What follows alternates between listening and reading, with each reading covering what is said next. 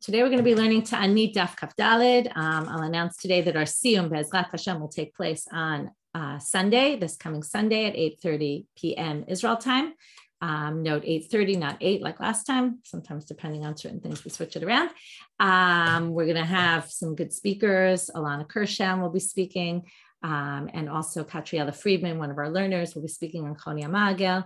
And Alana will be speaking on the story of Ilfa and Rabbi Yochanan, and we'll have a lot of interesting shiurim.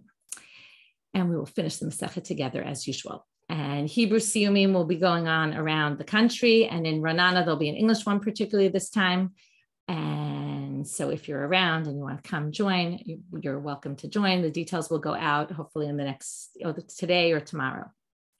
Okay, today's daf is sponsored by Earl Norman in honor of his wife, Tamara Norman, to my wife, who is the embodiment of Eshet Chayil. And today's daf is also sponsored by Gabrielle and Daniel Altman in honor of the 85th birthday of their father and grandfather, the Honorable Herbert Altman. Mazal tov. Okay, we're going to start with a very interesting, maybe troublesome story about a certain character that, on the one hand, was able to bring miracles, on the other hand, had some other issues that we will see right now. Rabbi Yossi bar Avin, we're starting from the bottom of Kaf Gimel Amud Bet. Rabbi Yossi bar Avin, oh, by the way, I wanted to say one more thing about where we ended. We ended kind of quickly, but we ended with these stories of Rabbi Yitzchak ben Eliashiv, who basically, asked for the people to become wealthy, to poor, and then wealthy, and then for the wife to become pretty, and then ugly. And I think there's this idea here. It's something that also in this book that I quoted yesterday, Rabbi Yitzchak Blau, he says that there's something very beautiful, which is that sometimes you think that what's causing you problems is something external, but really it's something internal, right? Their marriage, the issue wasn't that she wasn't beautiful, or the issue of the relatives weren't that they were wealthy, right? That wasn't the issue. It was, you have to sometimes search deeper to find where the real problems are. And the external factors that seem to be indicating that these are issues are not issues at all. So I thought that was a beautiful idea. Okay, Rabbi Yossi bar Avin, Rabbi Yossi de Minyukhat. Rabbi Yossi bar Avin, if you remember him, by the way, where do we most learn about him? In Shkalim. He's from Eretz Yisrael. So when we learned the Yerushalmi, he was one of the main characters there, if you remember. So he was, let me mute everyone. Somehow I forgot to do that. He was one of the main characters in one of the main people that appear, which is funny because in our Gemara, it's Rav Ashi, because he kind of is at the end of he was the one who edited the Gemara. So there, the most important character that appears there, or he's the most common, is Rabbi Yossi bar Rabbi Bun, which is Rabbi Yossi bar Avin, and as they appear with slightly minor variations of the name. So it's interesting because you'll see here in a minute that he goes to learn with Rav Ashi, which is interesting. So Rabbi Yossi bar Avin, Havashchiach Kamei Rabbi Yossi de Min Yokhat. Okay, Yokhat is the name of a city. He used to learn by Rabbi Yossi Min Yokhat. Shav Kevaate leKamei Rav Ashi. So he leaves him, which is interesting because he's not only leaving his rabbi, but he's leaving Israel, and he goes to learn with Rav Ashi. Now Rav Ashi doesn't know who he is. Okay, he knows the name Rabbi Yossi bar Rabbi Abun. We'll see in a minute from the story, but he has no idea that that's who this person is. So Yom Echad, Shamei de Kagaris, Amar Shmuel, Hasholed Dag Minayam b'Shabbat, Kevan she'avash bo kesela chayav. One day he's sitting in yeshiva and he hears Rav Ashi say the following: someone who takes a fish out of water on Shabbat, as soon as the fish starts to dry up, kesela, the size of part of the fish dries, the size of a sela, coin, that amount dries up. He's already chayav. He's already liable for what? There's a bit of a debate exactly what, but it seems to be for killing the fish, right? Because you're not allowed to kill an animal. Some people say it's trapping. Some people say it's killing. Either which way, you're liable on Shabbat because you basically have caused its death. Even if it doesn't actually die, as soon as it dries up that amount, you can assume the fish will probably die and you've done something to cause that death. So now, first of all, there's a good reference here. What's going on? Sholed Dag Minayam is taking a fish out of its natural habitat. And what did he do? He left, right? Rabbi Yossi Rabbi Avun left his natural habitat, Israel, and his rabbi, and he moves to a different place. Okay, so there's a clear reference to what's going on here, an allusion to this story that they took him out of his natural habitat. So Rav Ashi is teaching that halacha. And to which Rabbi Yossi bar Rabbi Avin says, "V'leimar mar, why don't you say though, ubein snapirav?" It's not always clear. Now, maybe this is what he's trying to say. just because you take a fish out of water doesn't mean it's going to die based on, what you think, but it's only if it's ben snapirav, between its fins. Okay, it depends where, which is maybe Rabbi Yossi bar Rabbi Avin saying it's not always a bad decision to leave your natural habitat, right? Sometimes there's a reason for it. So Amarle, what's his reaction? He says, Rabbi Ashi says, "V'lo savar lamar dahi Rabbi Yossi ben Rabbi Avin Amra." Don't you hold that? Don't you know that Rabbi Yossi Rabbi Avin says that? And you should say it in his name. In other words, don't say something without saying the name of who said that halacha. In other words, this halacha that it's between the fins is what Rabbi Yossi Rabbi Avin was known for. So he knew about Rabbi Yossi Rabbi Avin. He just didn't know that he was the guy sitting in front of him. So Amarle, Ananiu. He says, I'm the one, which by the way, we saw yesterday. Choni Amagel, remember when he comes back, he says, I'm him. And that's exactly what Rabbi Yossi Rabbi Avin says. Amarle, Vilav Kameh de Rabbi Yossi de Minyukra Tavashchechmar, but aren't you the big student of Rabbi Yossi de Minyukra? What are you doing here? You don't belong here. Like, it was so out of context for him, which is probably why he had no idea. First of all, I'm sure he didn't have a picture of him and knew what he looked like. And, first of all, it's interesting. He had someone sitting in his yeshiva that he never asked what his name was. Anyway, Amarle Haim, he says, yes, that was me. That's me. I used to learn with him. Amarle. Umay time ashav kemar va'atehacha. So why did you leave there and come to us? Like, why would you leave this great rabbi? Why would you again? Sholeh dag minayam. Why would you do that? Amar le gavra da'al. Here comes the big line. Gavra da'al brev al barte lochas. A person that has no mercy on his son and his daughter. Alai didi hechichayis. You think he's going to have mercy on me? I was scared to death of that guy. Okay, now we don't know yet what he did to his son or daughter, but we're going to see right now. And he says, I didn't want to be around him anymore. Like, he scares me. So, Berei Mahi, what's the story with his son? Yom Echad hava agire le'agire bedabra. He had people who were working out in the fields for him. Nagalehu v'lo aitelu lifta. It was starting to get dark, and he didn't bring them bread yet. They were hungry. Amrele the Berei, they said to the son, because the father wasn't there, they said to the son of Rabbi Yossi Dimin Yukrat, Kafina, we're starving. Now, we didn't have any food to feed them. But havayatu tute te'inata, they were under a fig tree, and the figs weren't ripe yet. So now, what does a son do? A son, now we're going to see that Rabbi Yossi Dimin Yukrat was a guy who knew how to do miracles and speak to God. So the son had seen the father do this many times. So he says, I'll try what my father does. What did he do? Amar te'ena hotzi peotayich v'yochlu po'alei abba. He says, peirot, bring out your, make your fruits ripen, and then my father's workers will have what to eat. Afiku va'achlu. So they ripened based on his prayer, and they ate. Adahachi v'hachi atu avua. The father shows up on the scene. Amar lehu lo tinkatu b'da'adaychu. Don't get upset with me. Dahai dinaga. The fact that I came home late. I'm mitzvah tarachna. I was busy with a mitzvah. Va'ad hashdu disage, and it kept me busy all this while. So sorry, I bring you food. I'm really apologetic about it, but I was busy with the mitzvah. So what could I have done? Amrule, they said, oh, don't worry. Rahmana lisavech yechid asbech asbaan barach. The God should give you sustenance the same way your son provided us sustenance.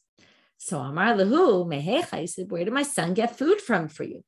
Amru hachi v'achi avamasa. So they explained exactly what he did, what happened. Amar lo beni atai trachta et kuncha lotzi teina perotea shelo bezmana yasef shelo bezmano. He says a very harsh line. He says, you caused these fruits to ripen. You bothered your creator, right? You bothered God for this kind of thing. Like, and this is a classic example of a son or a child who sees a parent do something, but doesn't understand where to draw the line, right? He saw his father maybe ask for rain or something, but he didn't realize that this is a little inappropriate for some food for the workers. When the father came a little bit late, it wasn't like, it's true, I see someone's writing, isn't it a mitzvah? It's true, it's a mitzvah to feed them, but it wasn't like he was going to starve them forever. So they wait a little bit longer. He came, he showed up that day. It's not like he didn't show up. So he says, you bothered God for that, to bring these fruits before their time. You're going to die before your time. Wow, that's very, very harsh for a son, right? A father should have at least enough mercy not to pray for his son's early death. And that you could see already just from that story why Rabbi Yossi, Rabbi Abu was scared of him. Okay, next story, right? You can imagine as a student, what kind of mistake are you going to make that your teacher is going to now, call out, curse you. Okay, the daughter story is a little more disturbing. Barte Maihi, what's the story with the daughter? Oh, I'll warn you, this is one of those sugiot that when you're a woman reading the Gemara, it's a little bit difficult. But again, you're going to see this theme about beauty. We saw it in the end of yesterday's stuff with the person who didn't like his wife because she wasn't beautiful. In the end, that really wasn't the reason. But here we're going to see from a more difficult perspective, this issue of beauty. So what's the story with the daughter? Havale Barta Balat Yofi had a very beautiful daughter. And yes, difficult for men as well. I shouldn't have excluded the men from this. Yes. So what happens in the story? Maybe even more for men. Okay, so what happens in the story? He had a beautiful daughter. He was moving away there was some bushes. He was moving them aside to look through the fence at his daughter. Amar alo, my hi, he says, what are you doing? Amar le Rebbe, he says, Rebbe, listen, if I wasn't worthy enough to marry her, lirotalo es kewad, I at least can look at her. Amar la, he says to her, biti kamitzaaret lehu libriata. Here again, sa'al. Okay, we're going to see this word sa'al appearing over and over and over again in all these stories. Okay, we had it with Choni. He was mitzta'er from Oto Pasuk. Remember, we had it yesterday. Rabbi Mani, they were mitzar Oto, the Beit Nasi. The house of the Nasi was litza'er Oto, and then he goes to the kever of his father, and then the horses got stopped in place. We're going to see this root sa'ar coming up over and over and over again. Maybe it has to do with the Masechet in general. The Taanit, right? When you're fasting, it's because we're in a troubled times. Maybe it comes from there. Anyway, you can't avoid seeing this word all over. Okay, so we'll just pay attention to it as we see it. So he said, you're causing pain, tormenting people from your beauty. Shuvi la'afrech v'al yikashlu bach b'nei adam. Go back to the ground where you came from, and people shouldn't trip up because of you. Wow, that's very difficult, hard to swallow a sugya like that, right? It wasn't her fault at all that she was beautiful, and it wasn't her fault. She ends up having to die because of what she's causing other people, right? That's very, very harsh punishment for that. Okay. So we see anyway, what you see here though, is that the Gemara was critical of him because they say Rabbi Avin left him because he didn't want to be with someone who was, upset with his son and daughter. And this is his reaction. Here's another thing about Rabbi Yossi min Yukrat. He had a donkey. Okay. If you remember, Pinchas ben Yair had a donkey who wouldn't eat stuff that wasn't meiser. Now donkeys are generally known not to be very smart, but you see that when you have these miracle people, their donkeys also are particularly smart and perceptive. So what's the story with his donkey? They would rent it out every day. Every day they would put the money that they made from the rental on the donkey, and the donkey would walk home back to its master, to Rabbi Yossi ben Yukrat. So now they say, right, like Bilam, Yafeh, you can connect the donkey with Bilam. And he would go back to his Mari, he would go back to his owner's home. Itafule, o batsrele, if they put too much money or too little money, then lo atya, the donkey wouldn't move. So basically, if someone tried to cheat or something like that, the donkey just wouldn't move until they put the money on. Yom achad, inshu zuga de sandale ala, velo azla. One time, someone left a pair of shoes on the donkey, and the donkey refused to move. So it's like you left something in a cab, right? And the cab just drives off, and there goes your stuff. So here the donkey knew that there was something on him that didn't belong, and he wouldn't move until they took it off, and then the donkey went. Okay, new story. Elazar ish birta. Okay, that was his name. This is kind of an interesting story. Normally you have someone who likes to give tzedakah. Everybody chases after them, right? You have people who knock at your door and they all know the people on the block. They always give money and they go there over and over and over again. Here they have a guy who loves to give tzedakah, but the tzedakah collectors avoid him. Why do they avoid him? Because he gives them everything he owns, and they don't want to make the guy poor. Okay, here you have the gabayetz to have a little rachmanut on the guy. They say, listen, we don't want you to end up with no money. So they run away from him, as opposed to, right, people usually run away from the gabayetz taka. Here it's the opposite. So they hide from him every time they see him. Yom achad have a salik l'shuk l'mizban nedunya lebarte. Okay, one day he goes to the shuk to buy items for the dowry for his daughter who's getting married.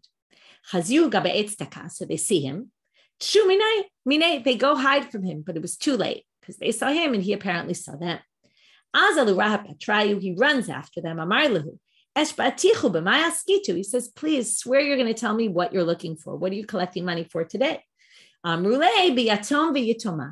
collecting for 2 orphans who are getting married. What does he say? Obviously, right? He's giving for his daughter's dowry. He says, oh, but this is obviously more important. My daughter at least has parents.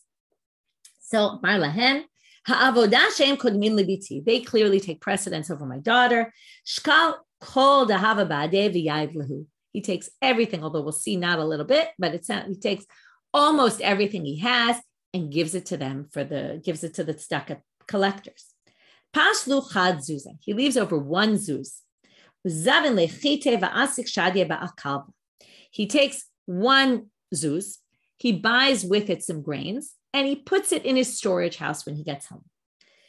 His wife comes. What did your father bring, right? This is when you go to the grocery and then let's say someone in your family does the shopping and they put it straight in the pantry. Now, you don't know what they bought, right? That's usually, I like when I don't love to unload the groceries, but at least I get to see what came, right? What they got and what they didn't get. So here she says, what did your father bring home? So the daughter says, turns out she put it in the storage house. She says, everything he brought, I put in the storage house. So the wife goes to open the storage house door. She finds the storage house full of grains. And it's coming out the hole in the, interesting, he said he did it. Okay, maybe he put it in there. Okay, either which way. It's now coming out of the wall. It's coming out through the door, the peephole or whatever it might, right? Wherever the door is like a bolt in the door, it's coming through there. It's basically, right, it's like coming out of my ears. So it's coming out of there. And she can't even open the door. Okay, that's how much there is. So the daughter's so excited. She's going to have all this food for her wedding. She runs to the Beit Midrash. She says, go look at what the person who loves you did, meaning God. Look at what God did for you. He did this amazing miracle, right? She's so excited. Amar la, here comes the big deflation, or I don't know if that's even, you could say that, but he basically deflates her entirely. Amar la ha'avodah, I swear, harehen hekdesh alayich. They are like sanctified items to you, okay? Because these are miracle grains. You can't benefit from them. You have no more rights to them than anyone else who's poor in Israel. And basically, you can't just say that these are yours, okay? Because they come from a miracle. We're going to see this theme that comes up in a later story today. Now we're going to see a slew of stories that happen in the Beit Nasi. Now, we saw already yesterday that the people in the Beit Nasi, right? We saw, actually, no, that was maybe we didn't see them. Okay, but we're going to talk now about the Beit Nasi. We're going to see a few stories. Some are very connected and other ones a little less connected, but they're connected by the fact that they're talking about the house of the Nasi. Rabbi Mani was, right, Rabbi Mani did have a story with the house of the Nasi. Yeah, I thought so. I didn't remember. Rabbi Mani was Matzare Benasia, right? The Benasia were tormenting him. They were the ones whose horses got stuck in the ground. So now we're going to see the Beit Nasi on one hand was Rabbi Yehuda HaNasi. He was a Nasi, came from the house of Yehuda. We're going to end the daf with something about the shilton, the leadership and the rulers are going to come from Yehuda. So the one hand, it comes from Shevet Yehuda. It's got a good lineage. They were usually knowledgeable in Torah, but sometimes there were some issues, and we're going to talk about that now. So Rabbi Yehuda Nasiya, who was the grandson of Rabbi Yehuda Nasi, who was known to be a very good person, Gazer Taanit, he made a fast by Rachameh v'lo al Timiter. This is going to be a theme of one of many of the stories today, where you have a rabbi or a leader who basically institutes a fast, or he prays for mercy and he doesn't get answered, right? As opposed to Choni, let's say, who got answered. No rain came. Amar, he said the following, Kama ika mishmuel haramatili, Yehuda ben Gamliel. How many great leaders were there from Shmuel? Shmuel had the ability to bring rain. To me, okay, I'm Yehuda ben Gamliel, says, how many great leaders there were. Oilo the door shekain nitka, oilo the misha al tabi amavkach.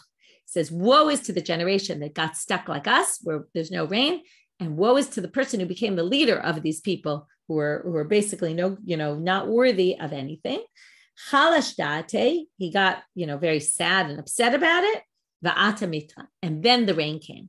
This is, I think, this idea that he needed to really pray, right? The first time he didn't really mean it. This time he sees when you get very desperate and things get really bad, that's when God comes in and helps. Okay, I think he needed to have some sort of realization that he didn't really have in the beginning. The house of the Nasi made a fast, okay, said everyone should do fast. This story seems a little disconnected, even though it is about a fast and it is about the Beit Nasi. But the message of it is not really so as interesting as some of the other messages. They didn't know about, so nobody told Rabbi Yochanan Rish Lakish, which is a little bit strange because they were big leaders of the generation as well. Maybe it's about the authority and the fighting between, maybe they said, we're the ones in charge. Maybe they didn't want to tell the big rabbis. Anyway, in the morning they found out, they were told, but we didn't accept the fast from yesterday. And there's a whole law that you have to accept the fast from Mincha the day before. We learned that already. They say, so Rabbi Yochanan says to him, but we're just part of the community and they already accepted it from yesterday, so we can be part of this fast as well.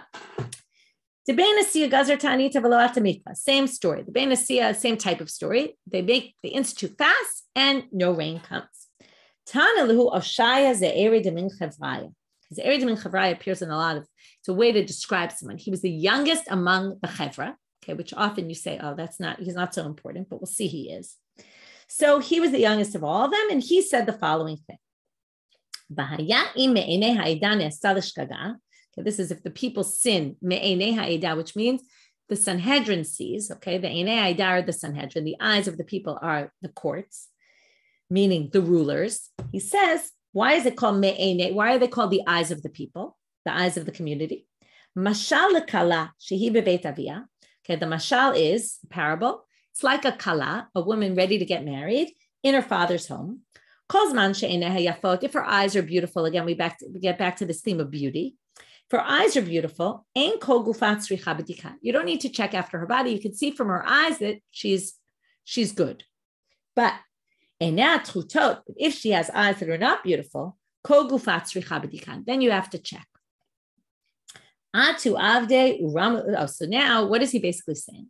He's saying the Beit HaNasi, if they're good and they're good leaders, then you don't have to check the people. You know the people are good because if there's good leaders, people will be good as well.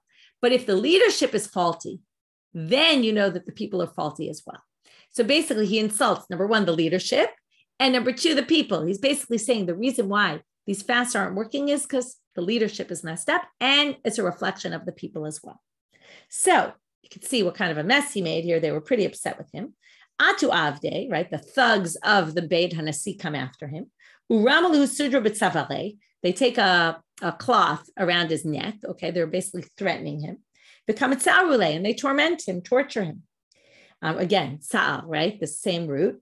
Rule, B'nei Mate, the people of the city say, Shivke, leave him alone. Tahanami Mitzaralan, he was also tormenting us. He was saying bad things about us as well. But since we saw that he had good intention in mind, what do you want to do? The same thing as we saw previously. It's not your sock. It's not your sackcloth. It's not your fast that I want. It's to change your ways. He was trying to get the people to move the people and say, you have to do tshuva. So therefore, lo amri le midi, and therefore atanami shivku. That's why we left him and we didn't do anything to him. You should also leave him as well. Okay, don't torture him. So you see that the Beit HaNasi wasn't all good. Okay.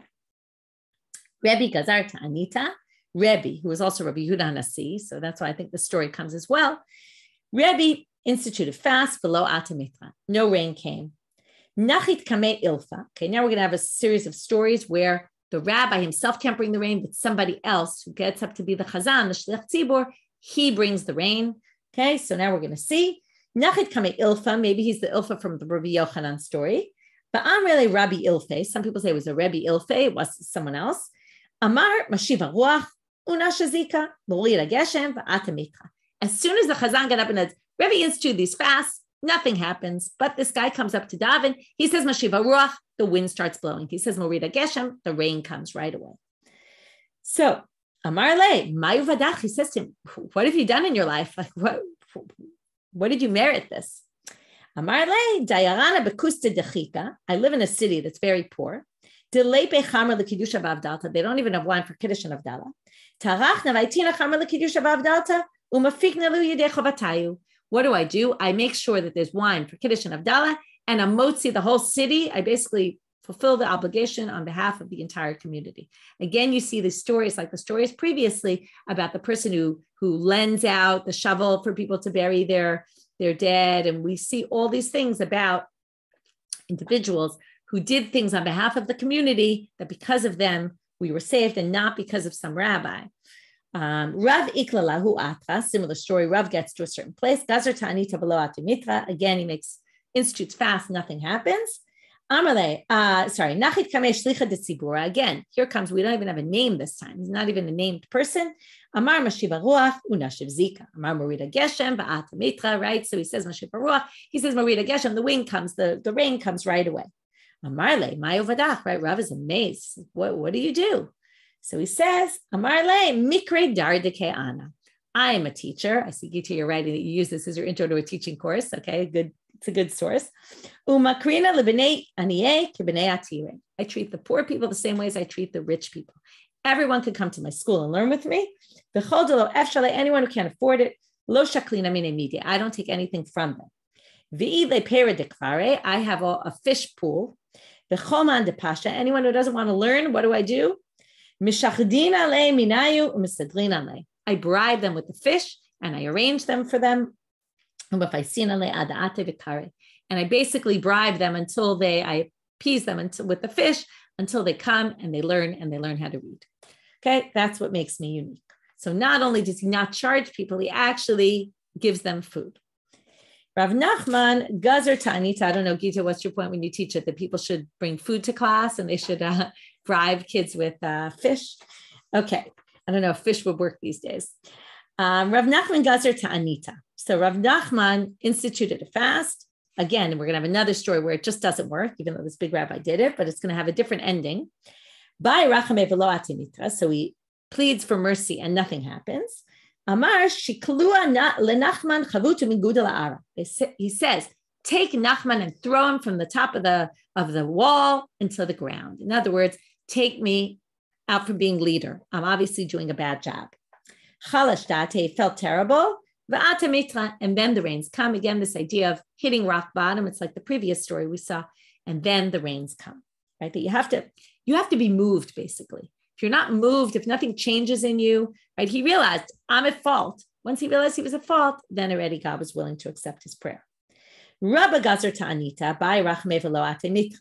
Okay, Rabba's going to do something that I think we usually say, don't try to compare yourself to anybody else, but we'll see that he does. He asks for rachamim and no rain comes. Amrele, Vahar, they said to him, Vahar Rav, you actually, I see now, other people said it to him. It wasn't he was comparing, but other people said to him, Vahar Rav Yehuda ki avagazer ta'anita atamitra. But you know, what's wrong with you? When Rav Yehuda would do this, it worked. You're going to see the story soon. Amar lahu ma'yavid. He says, he starts to look, to do some soul searching. He says, what am I going to do? Says, why was Rav Yehuda any better? So let's try to see, what can I do better? Well, if you say it's learning, okay, here comes the big daf yomi push here. We're better than they were. All their learning was in Seder Nezikin. That was it. They didn't learn all of Shas. They just learned Seder Nezikin. That was their main thing, right? This is one of the things Rabbi Meir Shapiro said when he instituted daf yomi. He said, number one, he wanted people to be speaking the same language. That's the one that gets the most quoted. That he wanted to have this language that you could just come off a boat and meet a Jew and have something to talk to about. But the other thing was that he wanted people to see things that nobody else was seeing. That people in the yeshivas, they were learning certain masechtot. They didn't touch other masechtot. So he says they only learned Nezikin. V'ha'anan kamatninim b'shita sidrin. We learn all 6 starim. Okay, he's not talking about Gemara, by the way. Daf Yomi, he's talking about Mishnah. We learn all the 6 starim of Mishnah. There was no such thing as Gemara, right? Other than Gemara limudim and stuff. But he says we learn everything. How do I know this? When Rabbi Yehuda got to Uktzin, which was the last Masechet of the Shas, he to this halacha, Uktzin is all about Tuma and Tahara. Okay, and it's basically talking about if you have a fruit and there's a stem or a leaf that you hold the fruit by, that's called a yad. And if the fruit gets impure, even though nothing touched the yad becomes impure as well, and the reverse. If the yad becomes impure, then the fruit is impure. So this Mishnah says, if you're pickling a vegetable in a pot, some people say it was a different one. If you pickle the olives with their leaves, once you pickle them, they become soft, and then the stems are no longer, right? They detach usually. They're not treated anymore as the yad. So if the fruit becomes impure, the leaf or the stem is no longer impure. Okay, it doesn't become impure. When we get to a halacha like that, amal, we need the teachings of Rav and Shmuel because we don't really know this ourselves. So there you see, he didn't really know Uktzin at all. We have, now there's different ways to understand this. Either we have 13 yeshivas, or we've learned this halacha 13 times, or whatever it is, we've got whatever they don't have, we do, right? So it can't be that they learn better than us. It's interesting that his perspective of what's better is, right, quantity. But we learn things that they never saw in their lives. But yet Rabbi Yehuda, and this is where I think, you see that he's kind of saying, but Rabbi Yehuda's got something that I don't have.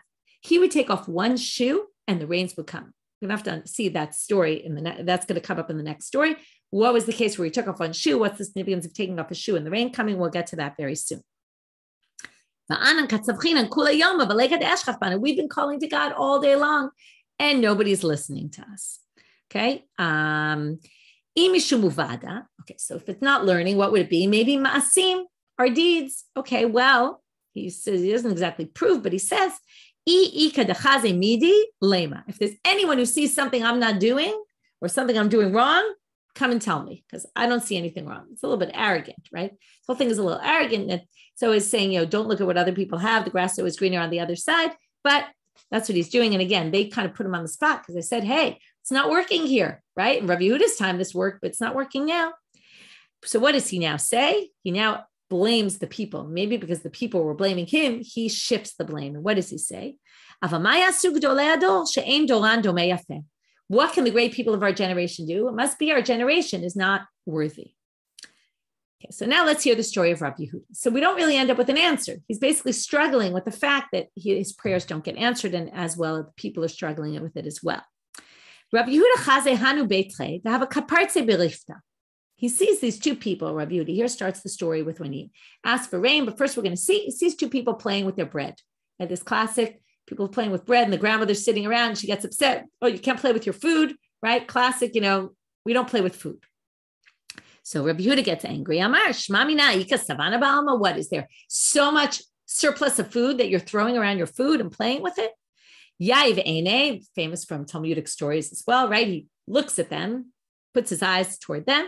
Hava kafna, and immediately there's a famine. He basically brings a famine on the people. But we'll see in a minute that he had no idea what he did. So Amrle Rabbanit Rav Kahana Bered Rav Nechunya Shama'e.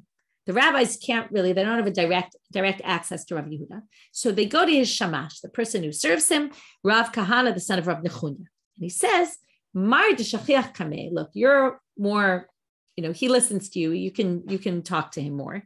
This is actually similar to what we talked about the miracle workers, that they have this more direct line to God. You have a direct line to Rav Yehuda. So ne'ase, force him to leipuk bepitra de samach l'shuka. Force him to go out the door where it's right near the shuk. And he'll see what's going on in the shuk and he'll realize that there's a famine and he'll do something about it. So Asya forces him toward that door. Unafik l'shuka, he basically arranges it that he goes out into the shuk. Chaza knufya, he sees a group of people congregating. Amar lehu, my hi, he says, what is that? He says to them, what's going on? Amruleh, they say to him, Akusva ditamre kaime, kamizdabe. We're waiting all to buy these dates. Okay, there's like a huge horde of people trying to just buy a few dates. Okay, remember dates from the story of Ula when he got to Bavel and there were so many dates and he got sick from them. It's something that's usually plentiful, and he sees that there's all these people trying to buy just a few dates, and clearly there's a problem. So he says, Shma Mina, Amar Shma Mina, he says, I infer from here, Kafna Ba'alma, there must be a famine. Amar Le L'Shame, he says to his Shamash, Shlof Li Misani, take off my shoes. Why take off my shoes? Well, we learned that at fast days, you're not allowed to wear shoes like on Yom Kippur.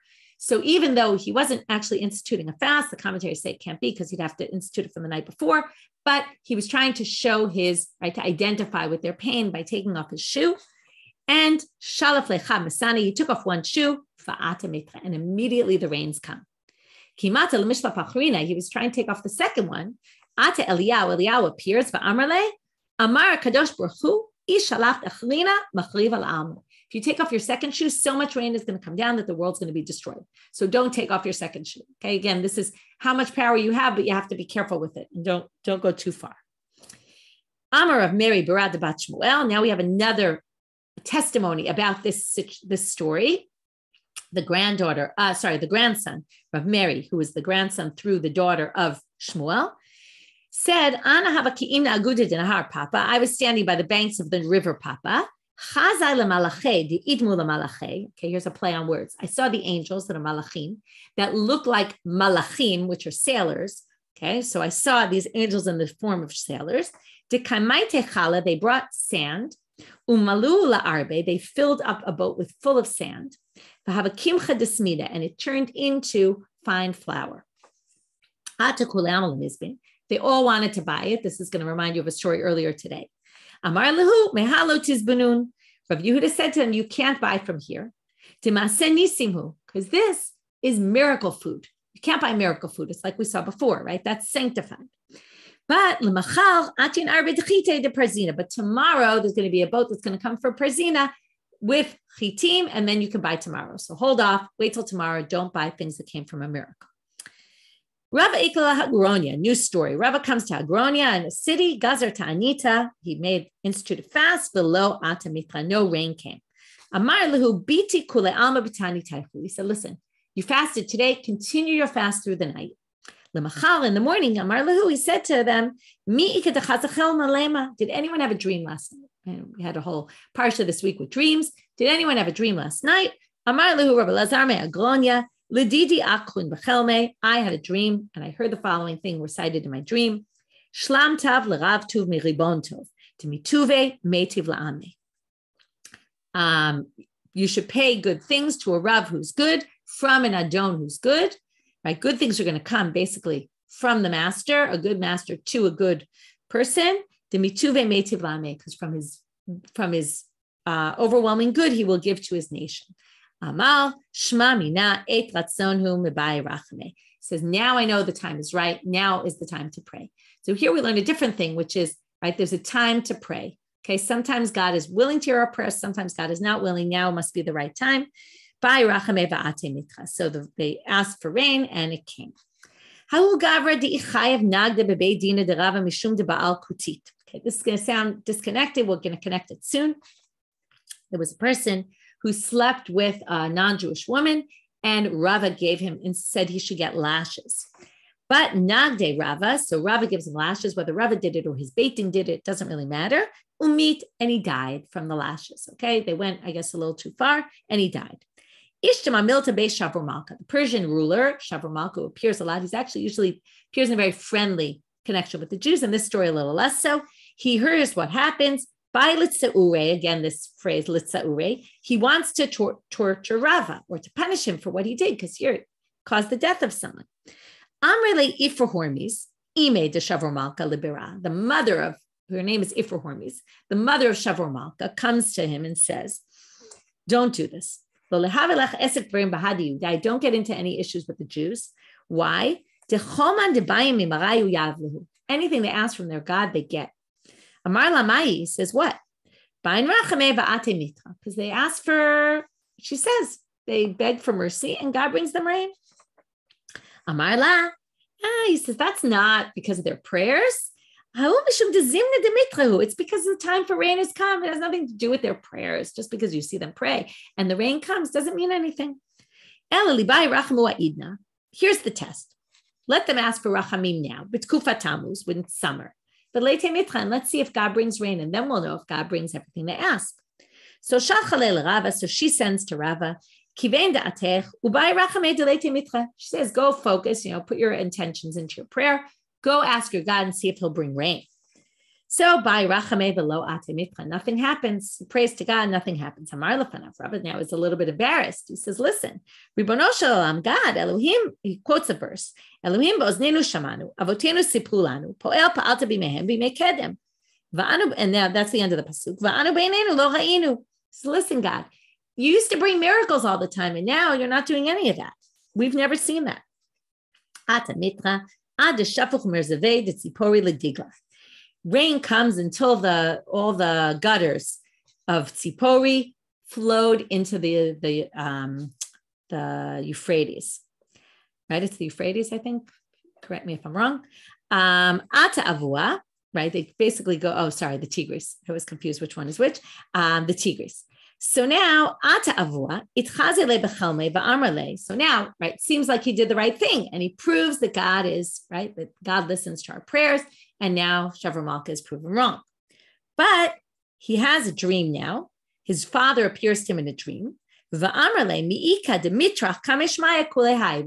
the way we started, right, with the story of the Rabbi Yossi ben Yukrat, who was very upset that that the son called God for something so minor.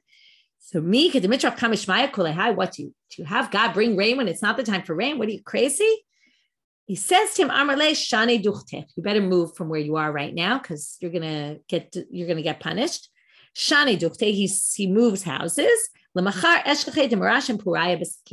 He wakes up. He goes the next morning and he sees there's knives in his bed where he was sleeping the night before. Thankfully, he left and avoided that. What is this? I mean, if he was deserving of punishment, it should have gotten to him anywhere. But this is when you do something that kind of opens up the door that evil spirits can get at you, but the evil spirits are kind of designated for a particular thing. We've seen this in Pesachim when we had all those evil spirits. They're not flexible. If you move, they don't move with you. In other words, it was supposed to be there. They had the rights to do it.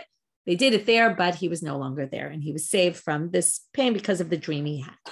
Okay, we're going to end with the stories of Rabbi Hanina ben Dosa. Very famous.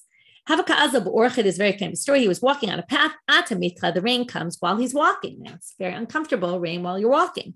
So, Amar Lefanav, Ribono shel olam. Okay, he had a direct line to God. He says to God, listen, Kol olam kulo b'nachat v'chanina b'tzal.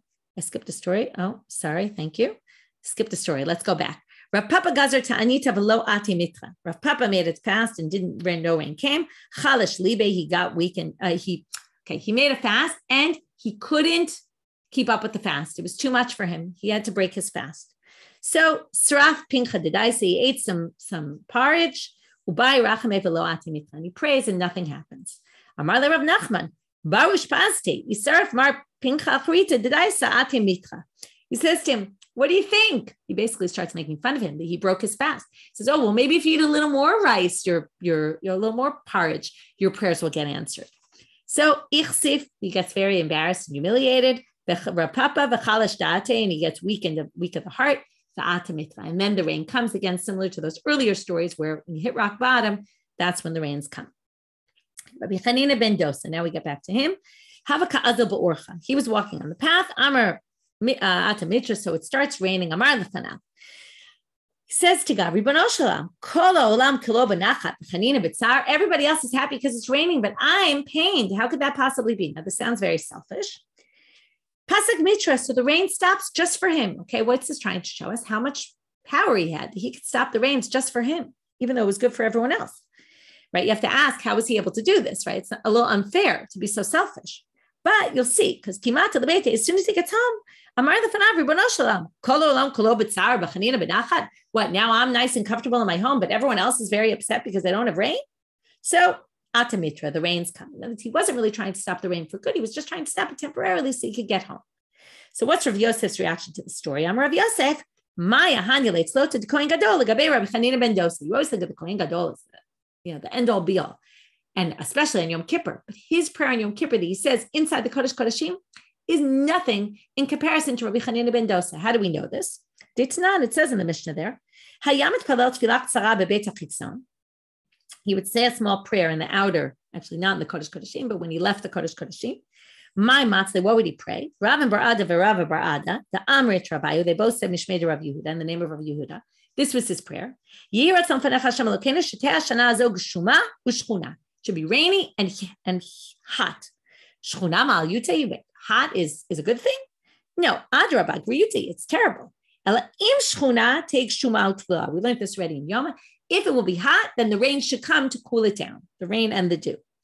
But here's the important part. And please, God, don't listen to the prayers of the people walking on the paths, because they don't want rain, but it's not good for everybody else. So here you see, his prayers were so strong that they overrode the prayers of the Kohen Gadol. He adds this other thing that they would finish in their prayers. So we get back to this. The shilton, the rulership, should never leave the house of Yehuda. The people should never have to be sustained by each other or by other nations. That means that we don't have enough wealthy people to sustain us. And Amar Rav Yehuda Amar Rav, now finishing up the story of Rabbi Chanina ben Dosa, although we'll have a little more tomorrow about his daughter. Every day a heavenly voice comes down and says,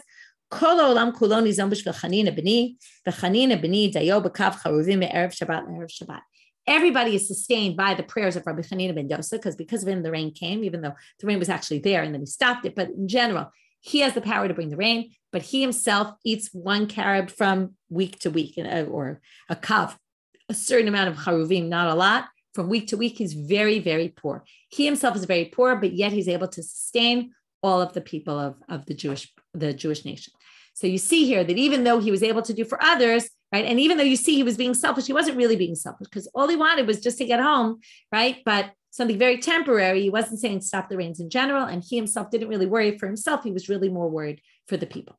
With that, we will stop for today. We'll continue with some stories of him tomorrow. Have a great day, everyone.